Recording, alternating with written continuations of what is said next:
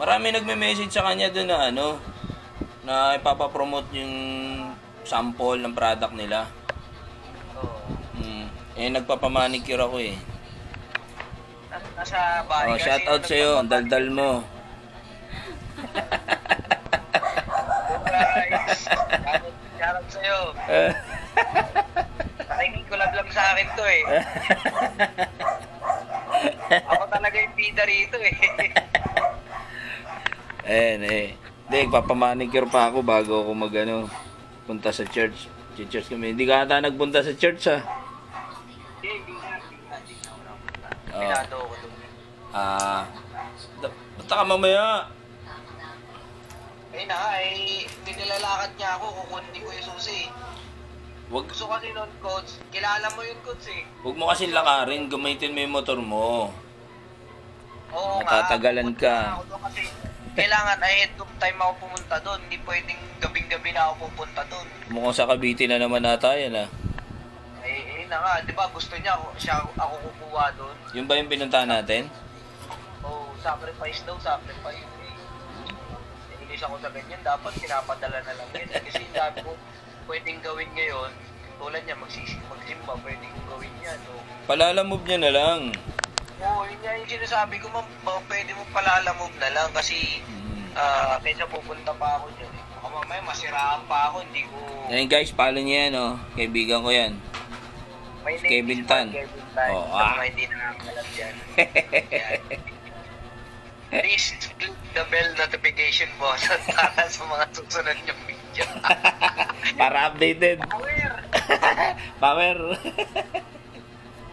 Guys, salamat advice ko sa inyo. If you wait, then you will never begin at all.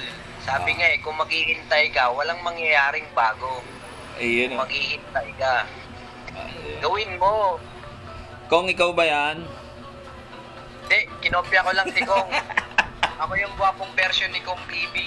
Kung naririnig mo to, Kong, ako yung pinapantasya mong mukha kasi ako mas gwapo ako sa'yo. So hindi gwapo si Kong. Oo, Kong. Sana makarating tong video sa'yo. Loko, sabihin naman ni Kong, okay lang, mayaman naman ako. Kesa sa... Kong, alam mo na, pinapantasya kita. Baliktad naman. Yeah. Sana all. Masaya. May pasok si Aya. Oo. Kaya pala malaya ka ngayon ha. Ini-invite ako ng family ko, nasa Baler sila ngayon, pinapasunod ako to. Kailangan naman sumunod ako ng Baler, tas motor ko. Baka sumuka ng langis yung motor mo. Okay naman, ang problema kasi hindi pa ako nakapagpalit ng pangkilit. Doon pa lang kami wala Bumigay. na ako. Bumigay na ako, sigurado. Hindi ko pambel, hindi ko pa rin napapalitan Baka mamaya magulat ka, naputulan ka na ng pambel. Ay, oo, delikado. Tapos, gastos lang. Tumayo. Tsaka na, kaya nga nagtatanong ako kahapon nagtanong ako sa may pangalan dito sa may paglagpas lang ng Bacood, sa may Mandaluyong na part na ng Kalento. May nakita ako photo trade, tinanong ko, cash. Ayaw magbigay ng cash. Hindi, marami nang ngayon, marami ng motor ngayon na kasa, hindi nagbibigay ng cash ng motor. Hulugan kailangan. Paano kaya kung magbibigay akong pumilon ka ako? Kahit mga 7,000 ganyan sa agent ka ako. Sabi na hindi sir nakareserve na kasi yung mga end last year pa. Pati sa mga pagbibili ng cash, may discrimination. Hindi ko kasi nakakuha ka agad mga isip ko lang ata siya ng Hindi, kailangan kukuha ka sa Honda mismo. Sa Guanzon. 10 up? 10 Avenue. Ano yan, walang ibang Honda dyan, nag-iisa lang.